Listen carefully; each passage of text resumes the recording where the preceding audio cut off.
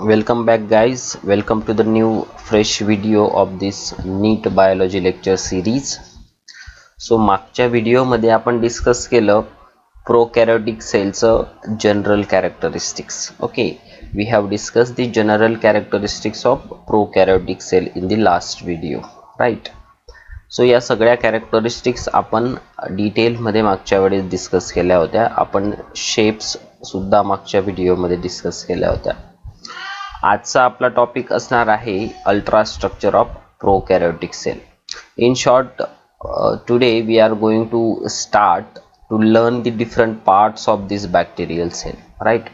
आता आपल्याला या बॅक्टेरियल सेलचे जे वेगवेगळे पार्ट्स आहेत ते डिस्कस करायचे आहेत. त्यांचं फंक्शन, त्यांचं स्ट्रक्चर आपण एका ब्रीफमध्ये डिस्कस करणार आहोत, जेणेकरून तुम्हाला एक टिपिकल बॅक्टेरियल सेलमध्ये काय काय गोष्टी असतात याची एक कल्पना होईल. ओके, सो जर आपल्याला हे सगळे पार्ट्स डिस्कस करायचे असतील, हा जो शब्द आहे अल्ट्रा स्ट्रक्चर या ठिकाणी आपण यूज केलेला आहे या स्लाइडमध्ये. तर अल्ट्रा स्ट्रक्चर म्हणजे काय, ज्या स्ट्रक्चरमध्ये तुम्हाला त्या पर्टिक्युलर बॅक्टेरियल सेलचं ऑर्गनेल्स किंवा पर्टिक्युलर पार्ट्स सुद्धा दिसतात. ओके, आता युकॅरियोटिक सेल असेल तर त्याच्यात बरेचसे ऑर्गनेल्स असतात. There are so many compartmentalize structures in the eukaryotic cell. Similarly प्रोकॅरियोट्सचे सुद्धा काही पार्ट्स असतात, आणि हे सगळे पार्ट्स जर आपल्याला ऑब्झर्व करायचे असतील, स्टडी करायचे असतील, तर आपल्याला ते अल्ट्रा स्ट्रक्चरमध्ये स्टडी करावे लागतील. आणि अल्ट्रा स्ट्रक्चर जर तुम्हाला ऑब्झर्व करायचं असेल एखाद्या सेलचं, whether it is a prokaryotic or eukaryotic, तर you need a highly advance microscope to view the ultra structure, right. मग याच्यासाठी आपल्याला एक ॲडव्हान्स मायक्रोस्कोपची गरज पडते, जसं की इलेक्ट्रॉन मायक्रोस्कोप असतो. त्याच्यात आपण हे ऑर्गनेल्स किंवा सेलचे पार्ट्स जे काय आहेत ते स्टडी करू शकतो, ते ऑब्झर्व करू शकतो. सो सुरू करूया. आता हे जे काही या डायग्राममध्ये तुम्हाला वेगवेगळे पार्ट्स दिसत आहेत, जसं की इथं फ्लॅजेलम लिहिलेलं आहे, क्रोमोझोमल DNA आहे, पिलस आहे, कॅप्सूल, सेल वॉल, इतर खूप सारे असे हे जे एनलिस्टेड पार्ट आहेत या ठिकाणी लेबल्स, या सगळ्यांबाबतीत आपण डिस्कशन करणार आहोत वन बाय वन. ओके, सगळ्यात पहिले आपल्याला काय शिकायचं आहे, तर बाहेरचे जे प्रोटेक्टिव्ह लेयर्स असतात बॅक्टेरियल सेलवर.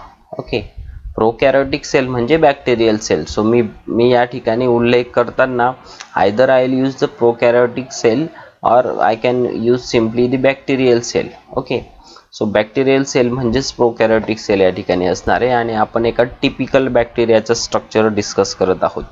So first of all, what we have to discuss, we have to discuss the outermost layer, protective layering on this bacterial cell or prokaryotic cell. तर मग आपण बाहेरच्या पार्ट्स पासून सुरुवात करणार आहोत, मग वन बाय वन आपण इंटरनल स्ट्रक्चर सुद्धा डिस्कस करणार आहेत. सो सुरू करूया. सो पहिला पार्ट जो आपल्याला डिस्कस करायचा आहे आज, तो आहे bacterial cell envelope. Okay, bacterial cell envelope आपल्याला म्हणजेच प्रोकॅरियोटिक सेलचं एन्व्हलप या ठिकाणी डिस्कस करायचं आहे. एन्व्हलप म्हणजे काय असतं, एक कवरिंग, प्रोटेक्टिव्ह कवरिंग ज्याला आपण म्हणू शकतो. Okay, bacterial cell envelope. मग एन्व्हलप हा शब्द तुम्हाला बऱ्याच ठिकाणी ऐकायला किंवा वाचायला मिळेल. जसे की काही व्हायरसेस असतात ज्यांना एन्व्हलप व्हायरस पण म्हणतात, म्हणजे एखादा व्हायरस ज्याच्यावर एखादी कवरिंग आहे, एन्व्हलप त्याला म्हणतात. तसंच समजा हा एक बॅक्टेरियल सेल आहे, या बॅक्टेरियल सेलवर एक काहीतरी ॲडिशनल कवरिंग आहे, तर याला आपण एन्व्हलप म्हणू शकतो. मग हा जो एन्व्हलप आहे बॅक्टेरियल सेलचा, it is made up of several layers, several protective layers. Okay, तर मग ते लेयर्स आपल्याला डिस्कस करायचे आहेत वन बाय वन कोणकोणत्या. तर याच्यात तुम्हाला या ठिकाणी पहिल्या सेंटेन्समध्ये वाचायला मिळेल की बॅक्टेरियल सेल एन्व्हलपमध्ये 3 महत्त्वाच्या गोष्टी असतात, किंवा बॅक्टेरियल सेल एन्व्हलप ह्या 3 गोष्टींनी बनलेलं असतं. पहिलं त्याच्यात आहे ग्लायकोकॅलिक्स. ओके, सेकंड लेयर आहे सेल बॉलचा लेयर, आणि थर्ड लेयर आहे सेल मेम्ब्रेनचा लेयर. तर हे तीनही आपण वन बाय वन प्रोकॅरियोटिक सेलच्या बाबतीत डिस्कस करणार आहोत. बट रिमेंबर, हे 3 लेयर्स जे आहेत यांचं डिस्टिंक्ट फंक्शन जरी वेगवेगळं राहिलं, म्हणजे ग्लायकोकॅलिक्सचं काहीतरी वेगळं फंक्शन असेल, सेल वॉलचं काहीतरी वेगळं फंक्शन असेल, सेल मेम्ब्रेनचं काहीतरी वेगळं फंक्शन असेल, जरी हे डिस्टिंक्ट फंक्शन परफॉर्म करत असतील, बट टुगेदर या तीनही लेयर्स मिळून एक सिंगल प्रोटेक्टिव्ह युनिट त्या ठिकाणी बनतं, जे की बॅक्टेरियल सेलला प्रोटेक्ट करायचं काम करतं, इवन सपोर्ट करायचं काम करतं. ओके. आणि याच सेल एनव्हलप वरून बॅक्टेरियाचे काही टाइप्स सुद्धा करता येतात. Okay. So bacteria can be classified into two major groups on the basis of difference in the cell envelope. या सेल एनव्हलप मधले जे काही स्ट्रक्चर्स आहेत त्यांच्या डिफरन्स वरून बॅक्टेरियाला दोन महत्त्वाच्या टाइप्स मध्ये डिवाइड करता येतं, ग्राम पॉझिटिव्ह बॅक्टेरिया आणि ग्राम निगेटिव्ह बॅक्टेरिया. ओके. सो असं यांना ग्राम पॉझिटिव्ह आणि ग्राम निगेटिव्ह का म्हटलं गेलेलं आहे, why it is like this. So लक्षात ठेवा, एक सायंटिस्ट होते ख्रिश्चन ग्राम म्हणून, यांनी एक स्टेनिंग मेथड डिझाईन केली होती बॅक्टेरियांना डिफरन्शिएट करण्यासाठी. आता स्टेनिंग म्हणजे काय असतं, एक स्टेनिंग प्रोसिजर. स्टेनिंग कोणाला म्हणतात, एक लक्षात घ्या, if you want to observe a bacteria under the microscope you need to stain it. Okay. तुम्हाला बॅक्टेरिया जर ऑब्झर्व करायचे असतील तर you have to stain them with a suitable stain or a dye. तर बॅक्टेरियाला जर स्टेन करायचं असेल तर एक स्टेन यूज करावा लागतो. स्टेन म्हणजे कलर, डाय यूज करावी लागते. ओके. जेणेकरून ते बॅक्टेरिया कलर्ड होतील आणि आपल्याला मायक्रोस्कोपमध्ये ऑब्झर्व होतील. मग एक स्टेनिंग प्रिन्सिपल डिझाईन केला होता सर ख्रिश्चन ग्राम यांनी, आणि त्या स्टेनिंग मेथडवरून, त्या स्टेनिंग प्रोसिजरवरून बॅक्टेरियाला दोन टाइप्समध्ये डिफरन्शिएट करता येतं. आणि with honour to this his work त्या बॅक्टेरियाचं नावच तसं ठेवण्यात आलेलं आहे की ग्राम पॉझिटिव्ह आणि ग्राम निगेटिव्ह अशा दोन मेजर कॅटेगरीज आहेत बॅक्टेरियाच्या. Okay. So we are not going to discuss in detail the compositional difference between this gram positive and gram negative cell envelopes. So ते हायर स्टडीजमध्ये तुम्ही शिकणार, जेव्हा केव्हा तुम्हाला असले टॉपिक येतील बायोलॉजीच्या पार्टमध्ये, तेव्हा तुम्ही हायर स्टडीजमध्ये ते शिकणार. ओके. कंपोजिशनल डिफरन्स काय येते. सो आता एवढंच लक्षात ठेवा की ग्राम स्टेनिंगनुसार बॅक्टेरियाला दोन प्रकारात डिवाइड करता येतं. ओके. मग एक सिंपल तुम्हाला सांगतो की जर ग्राम स्टेनिंग केली, सपोज माझ्याकडे मिक्सचर ऑफ बॅक्टेरिया आहे, काहीतरी हेट्रोजिनस मिक्सचर आहे बॅक्टेरियाचं, यांना मला मायक्रोस्कोपमध्ये ऑब्झर्व करायचं आहे. समजा जर मी ग्राम स्टेनिंग ही मेथड यूज केली, समजा या मला प्रोव्हाइड केलेल्या बॅक्टेरियल सॅम्पलमध्ये जर मिक्सचर आहे ग्राम पॉझिटिव्ह ग्राम निगेटिव्हचं, तर जेव्हा मी यांना या प्रोसिजर केल्यानंतर जेव्हा मी ऑब्झर्व करेल मायक्रोस्कोपच्या अंडर, तेव्हा मला मायक्रोस्कोपमध्ये काही ग्राम पॉझिटिव्ह आणि ग्राम निगेटिव्ह बॅक्टेरिया दिसतील. ते मी कसं डिफरन्शिएट करू शकतो, तो based on colour. So generally काय असतं की ग्राम स्टेनिंगमध्ये जे ग्राम पॉझिटिव्ह बॅक्टेरिया असतात ते तुम्हाला स्टेनिंग परफॉर्म केल्यानंतर मायक्रोस्कोपमध्ये पर्पल कलरचे दिसतील. ओके. आणि ग्राम निगेटिव्ह बॅक्टेरिया जे आहेत ते तुम्हाला पिंक कलरचे त्या ठिकाणी दिसतील. म्हणून पिंक कलरचे राहिले तर ग्राम निगेटिव्ह, पर्पल कलरचे राहिले तर ग्राम पॉझिटिव्ह. या कलर डिफरन्शिएशन वरूनच आपल्याला बॅक्टेरियांना या दोन कॅटेगरीजमध्ये डिफरन्शिएटही करता येतं, ऑब्झर्वही करता येतं by using this gram staining method. Okay. So आता डिस्कस करूया की बॅक्टेरियल सेल एनव्हलपचे जे तीन लेयर्स आहेत, ग्लायकोकॅलिक्स, सेल वॉल आणि सेल मेम्ब्रेन, आता यांच्याबद्दल आपण बोलूया वन बाय वन. सो पहिला जो काही प्रोटेक्टिव्ह लेयर आहे ग्लायकोकॅलिक्स त्याला म्हणतात. हा सगळ्यात आउटर मोस्ट लेयर याला तुम्ही म्हणू शकता प्रोकॅरियोटिक सेलवरचा. ओके. याला अजून दुसरं नाव पण आहे. ग्लायकोकॅलिक्सला पेरीसेल्युलार मॅट्रिक्स असंही म्हटलं जातं. It is also called as pericellular matrix, right. आणि कंपोजिशनल जर बघितलं तर ग्लायकोकॅलिक्स हा ग्लायकोप्रोटीन आणि ग्लायकोलिपिड्सने बनलेला लेयर आहे, एक कव्हरिंग आहे. म्हणजे ही बॅक्टेरियल सेल आहे, याच्या सगळ्यात बाहेरची ही ग्लायकोकॅलिक्स म्हणून एक कव्हरिंग आहे, जी की ग्लायकोप्रोटीन आणि ग्लायकोलिपिड्सने बनलेली असते. ओके. आणि ग्लायकोकॅलिक्स हा जो लेयर आहे, इट इज नॉट कंपल्सरी की सगळ्याच बॅक्टेरियांमध्ये हा प्रेझेंट असेल. Okay. Some of the bacteria do not possesses such kind of layers also. Okay. आणि दुसरी महत्त्वाची गोष्ट याच्याबाबत लक्षात ठेवण्यासारखी अशी की ग्लायकोकॅलिक्स हा एका लूज शीटच्या फॉर्ममध्ये सुद्धा असू शकतो, ज्याला स्लाइम लेयर असं म्हटलं जातं, किंवा हा एका थिक आणि टफ लेयर सारख्या फॉर्म मध्ये असू शकतो, ज्याला कॅप्सूल म्हणतात. ओके, आता या ठिकाणी ज्या दोन डायग्रॅम्स तुम्हाला दिसत आहेत स्लाइड मध्ये 1 आणि 2, याच्यामध्ये जी 1 ही डायग्रॅम आहे, फर्स्ट डायग्रॅम जी आहे, याच्यात हा जो लेयर आहे हा आहे कॅप्सूल. ओके, एक टफ आणि थिक लेयर असतो जो की असा टाइटली बाउंड असतो सेलला. ओके, एक टफ आणि थिक लेयर आहे ग्लायकोकॅलिक्सचा जो टाइटली बाउंड आहे सेलला, याला कॅप्सूल ही टर्म यूज केली जाते. ओके, आणि जर हाच लेयर एकदम लूजली असा एका स्लाइम शीत सारखा असेल, जो की डायग्राम 2 मध्ये तुम्हाला बघायला मिळतोय, एक इरेग्युलर टाइप ऑफ लूज शीत असते ग्लायकोकॅलिक्सची, याला स्लाइम लेयर असं म्हटलं जातं. या दोन टर्म्स आहेत ज्या तुम्हाला लक्षात ठेवायच्या आहेत. If glycocalyx is in the form of thick, tough, tightly bound structure, then it is called as capsule, and if it is found in the form of loose sheath, then it is called as slime layer. Okay, so this is the first structure of first layer of cell envelope, bacterial cell envelope. हा झाला पहिला layer. नंतर बघा पुढे अजून एक महत्त्वाचा point यामध्ये डिस्कस करण्यासारखा असा असू शकतो की ग्लायकोकॅलिक्स असल्याचा काय फायदा आहे का सेलला. Is there any benefit to the cell of having this glycocalyx. Okay, आता मी जसं तुम्हाला बोललो की काही सेल्सकडे ग्लायकोकॅलिक्स आहे आणि काही सेल्सकडे नाही पण आहे, प्रोकॅरियोटिक सेल्समध्ये, बॅक्टेरियल सेल्समध्ये. मग ज्यांच्याकडे आहे त्यांना काय फायदा आहे का याचा असण्याचा. सो ऑब्विसली काहीतरी एक्स्ट्राचा फायदा त्यांना असायला पाहिजे. त्याच्यापैकी मी एक सोपा एक्झाम्पल सांगतो तुम्हाला. समजा एखादा बॅक्टेरिया आहे, हा बॅक्टेरिया आहे आणि हा आपल्या बॉडीमध्ये एंटर झाला. या बॅक्टेरियाकडे ग्लायकोकॅलिक्स आहे in the form of capsule suppose. Okay, कॅप्सूलच्या फॉर्म मध्ये. मग हा बॅक्टेरिया, हा डायग्राम नंबर 1 मधला बॅक्टेरिया सपोज, हा आपल्या बॉडीमध्ये एंटर झाला.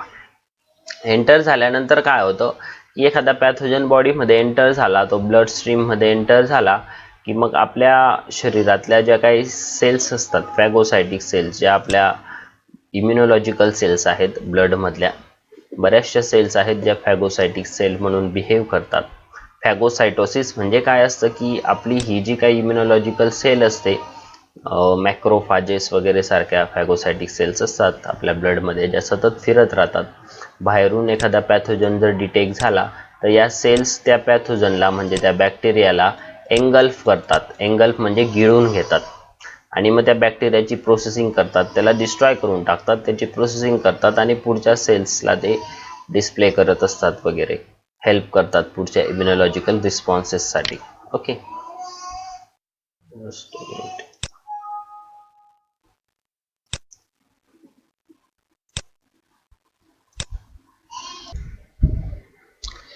ओके. सो ग्लायकोकॅलिक्स असण्याचा जो फायदा आहे तो आपण डिस्कस करतोय. सो ग्लायकोकॅलिक्स असण्याचा फायदा असा, जसं मी बोललो तुम्हाला की समजा हा बॅक्टेरिया आहे ज्याच्याकडे ग्लायकोकॅलिक्स आहे, हा एक एक्स्ट्राचा लेयर, हा आपल्या बॉडीमध्ये एंटर झाला, तर आपल्या बॉडीमध्ये असलेल्या ज्या फॅगोसायटिक सेल आहेत त्याला एंगल्फ करतील आणि त्याला डिस्ट्रॉय करतील. ओके, फॅगोसायटोसिस प्रोसेस त्याला म्हणतात, एंगल्फमेंटला. मग काय असतं की ॲक्च्युली ही जनरल प्रोसेस आहे.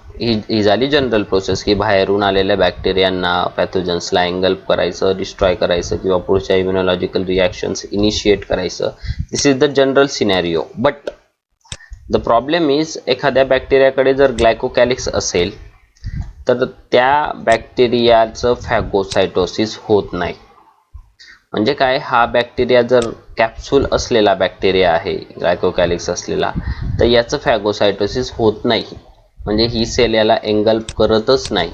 म्हणजे हा बॅक्टेरिया त्या ठिकाणी वाचून जातो.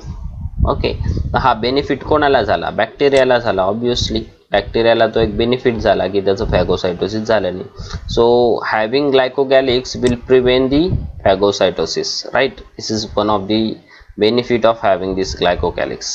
दुसरे खूप सारे अदर बेनिफिट्स पण आहेत, जसं की ग्लायकोकॅलिक्समुळे सेलचं डिहायड्रेशन होत नाही वगैरे वगैरे. अदर सुद्धा त्याचे खूप सारे बेनिफिट्स त्या बॅक्टेरियाला असतात.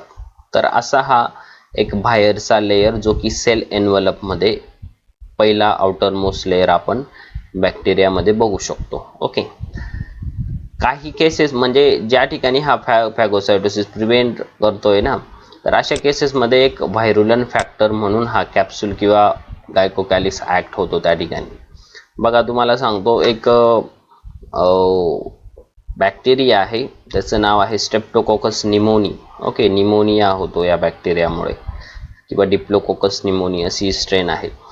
तर हा जो काही स्ट्रेप्टोकोकस निमोनिया आहे, हा जर कॅप्सुलेटेड फॉर्ममध्ये राहिला तर निमोनिया कॉज करतो. एक एक्सपेरिमेंट आहे तुम्हाला सिलेबसला, ग्रिफिथ एक्सपेरिमेंट म्हणून, त्याच्यात हा बॅक्टेरिया तुम्हाला त्यावेळेस स्टडी करायला येईल सिलेबसमध्ये. सो कॅप्सुलेटेड स्ट्रेप्टोकोकस निमोनी हा पॅथोजेनिक असतो आणि नॉन कॅप्सुलेटेड स्ट्रेप्टोकोकस निमोनी हा नॉन पॅथोजेनिक असतो. म्हणजे या ठिकाणी आपल्याला म्हणता येईल की कॅप्सूलमुळे तो निमोनिया कॉज करतोय, म्हणजे कॅप्सूल त्या ठिकाणी एक अँटीजेनिक पार्ट आहे. त्या ठिकाणी कॅप्सूल हा एक पॅथोजेनिक फॅक्टर म्हणून आहे, व्हायरुलंट फॅक्टर असंही त्याला म्हटलं जातं. ओके, सो ग्लायकोकॅलिक्सचे वेगवेगळे रोल्स आहेत ते. पुढचा लेयर जो की सेल एनव्हलपचा सेकंड लेयर आहे, ज्याला आपण सेल वॉल म्हणतो. आता सेल वॉल असणं हे सुद्धा प्रोकॅरियोटिक ऑर्गॅनिझमचं एक कॅरेक्टरिस्टिक फीचर आहे. जेव्हा मी तुम्हाला जनरल कॅरेक्टरिस्टिक शिकवल्या प्रोकॅरियोटिक सेलच्या मागच्या व्हिडिओमध्ये, ज्याने कोणी मागचा व्हिडिओ बघितला नसेल त्यांनी मागचा व्हिडिओ बघा, मग या व्हिडिओला सुरुवात करा.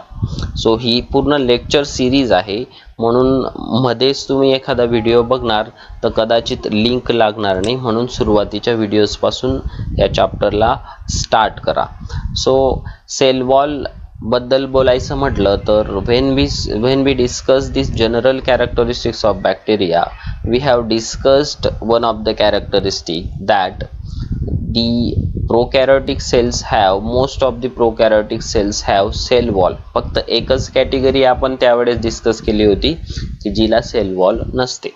बॅक्टेरियाजमध्ये सगळ्याच बॅक्टेरियांना तुम्हाला सेल वॉल बघायला मिळेल.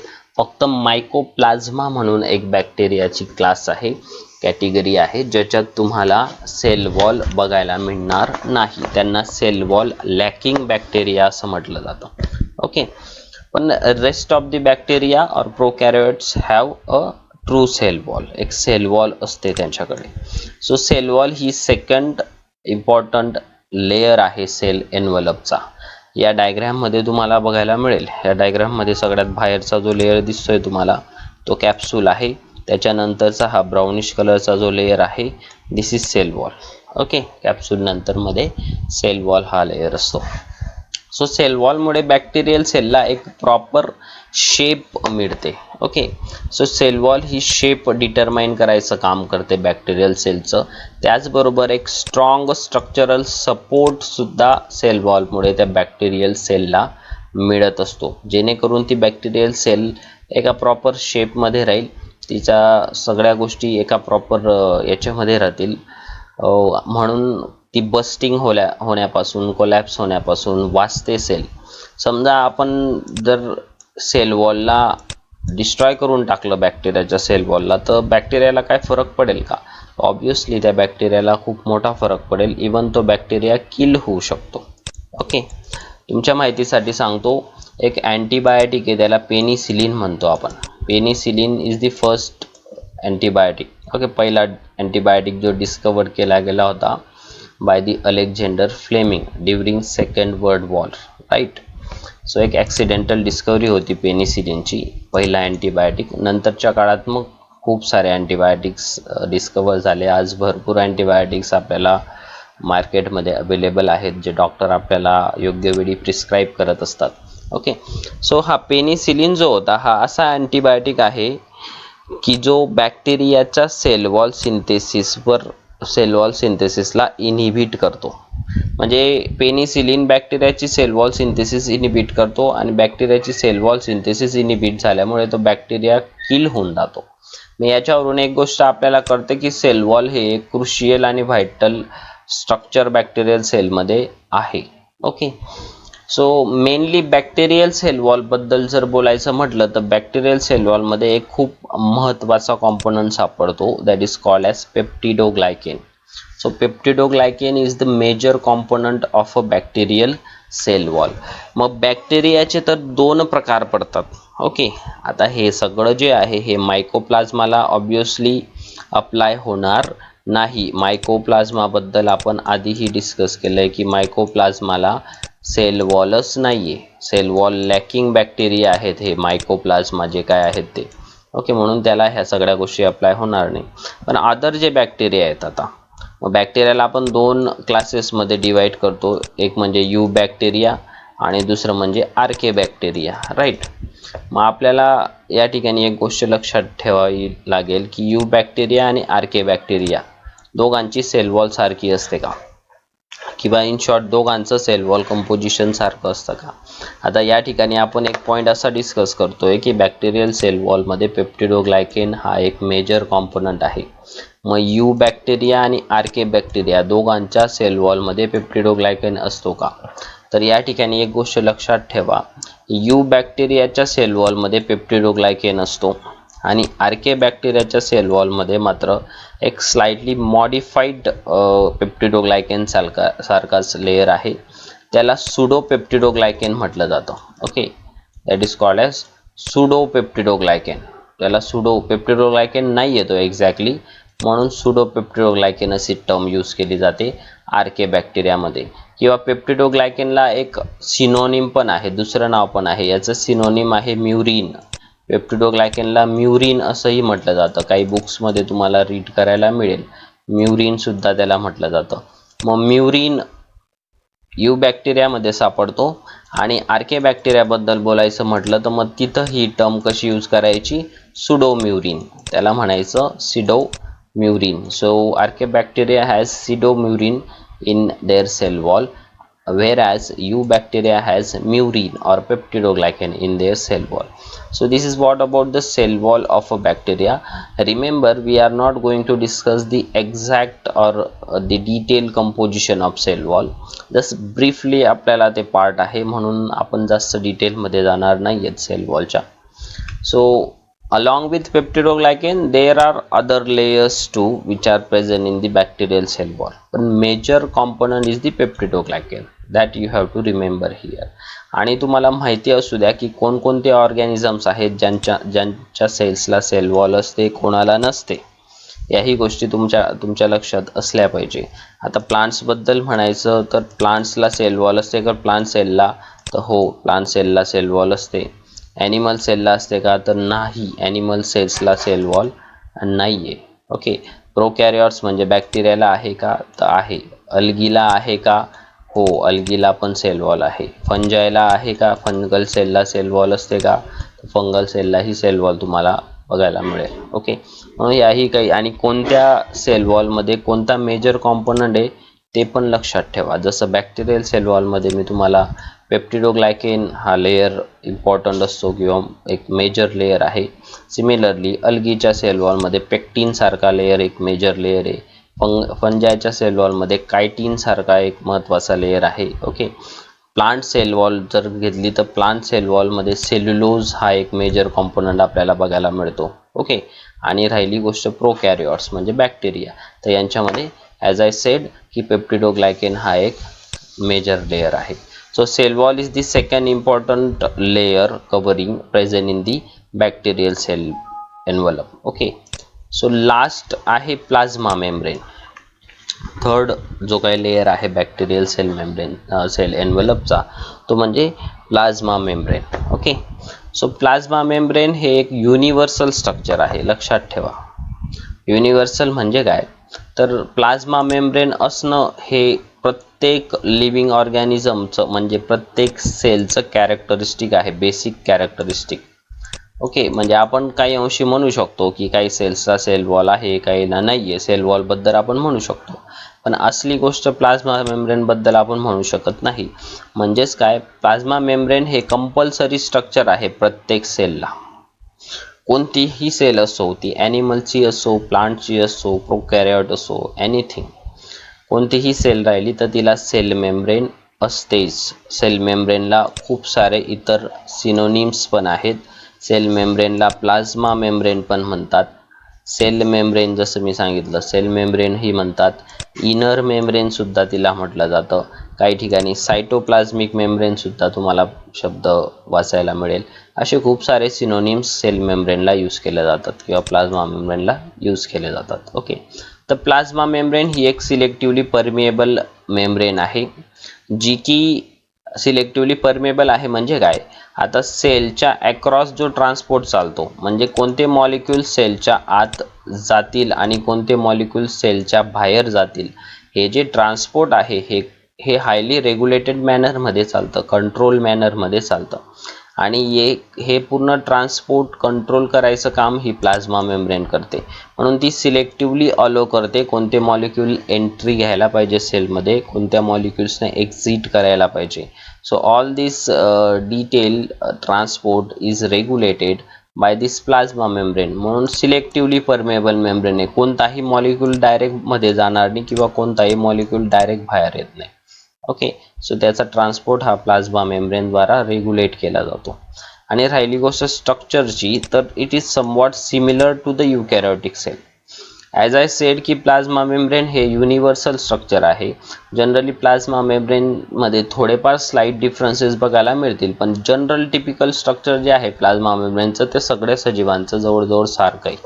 ओके, सो एक खूप इम्पॉर्टंट मॉडेल आहे प्लाझ्मा मेम्ब्रेनचं, ज्याला फ्लुइड मोझाईक मॉडेल म्हणतात. सिंगर आणि निकोलसन यांनी प्रपोज केलं आहे एक model, fluid mosaic model of cell membrane. हे जे fluid mosaic model of cell membrane आहे हे आपण युकॅरियोटिक सेल जेव्हा आता डिस्कस करू, ही बॅक्टेरियल सेल संपल्यावर, तेव्हा युकॅरियोटिक सेलच्या स्ट्रक्चर्समध्ये वेगवेगळ्या ऑर्गनेल्स आपण डिस्कस करत असताना सेल मेम्ब्रेन हा पार्ट सुद्धा रिपीट होईल. आणि तेव्हा मी तुम्हाला सिंगर आणि निकोलसनचं जे काही फ्लुइड मोझाईक मॉडेल आहे ते त्या ठिकाणी आपण डिटेलमध्ये एक्सप्लेन करणार आहोत. तर for now you just remember की structure is somewhat similar to eukaryotic cell. Prokaryotic सेलच्या प्लाझ्मा मेम्ब्रेनचं स्ट्रक्चर युकॅरियोटिक सेल सारखं आहे जवळजवळ. ओके, आणि या ठिकाणी हा एवढा जो पार्ट दिसतोय तुम्हाला या डायग्राममध्ये, this is the cell membrane, cytoplasmic membrane. Okay, याच्या वरचा हा जो पार्ट आहे तो सेल वॉलचा पार्ट आहे. हा एवढा पार्ट वरचा सेल वॉलचा आहे. पेप्टिडोग्लायकेनचा लेअर त्या ठिकाणी तुम्हाला हा दिसतोय. हा खालचा जो पार्ट आहे हा सेल मेम्ब्रेनचा आहे. मग हे काय आहेत स्ट्रक्चर्स नेमके, हे सगळं आपण फ्लुइड मोझाईक मॉडेलमध्ये सेपरेटली डिस्कस करणार आहोत. काही ठिकाणी आता ही जी काही सेल मेम्ब्रेन आहे, सेल मेम्ब्रेन ही बॅक्टेरियामध्ये समवॉट आतच्या साईडला काही ठिकाणी फोल्डेड असते. म्हणजे समजा ही सेल मेम्ब्रेन आहे, ती आतच्या साईडला अशी काही वेळेस फोल्डेड फॉर्ममध्ये असते. मग ती फोल्ड झाल्यामुळे हा जो एक फोल्ड क्रिएट झाला त्या ठिकाणी, दिस फोल्ड किंवा हे जे स्ट्रक्चर त्या ठिकाणी क्रिएट झालं, या स्ट्रक्चरला मेसोझोम म्हटलं जातं. It is called as mesosome. So mesosome is the internal folding of a plasma membrane in the bacterial cell. तुम्हाला सुरुवातीला जी बॅक्टेरियल सेलची डायग्राम दाखवली मी फर्स्ट स्लाइडमध्ये सेल एन्व्हलपच्या, त्या ठिकाणी तुम्हाला ती मेसोझोम स्ट्रक्चर बघा. या ठिकाणी हे बघा, हे मेसोझोम स्ट्रक्चर आहे. तर हे मेसोझोम स्ट्रक्चर कशामुळे बनलेलं आहे, तर सेल मेम्ब्रेनच्या एका इनर फोल्डिंगमुळे ते बनलेलं असतं. Okay, so this is cell membrane. So in this way हे तीन महत्त्वाचे लेयर्स आहेत. सगळ्यात आतचा लेयर कोणता राहणार आहे, सेल मेम्ब्रेन.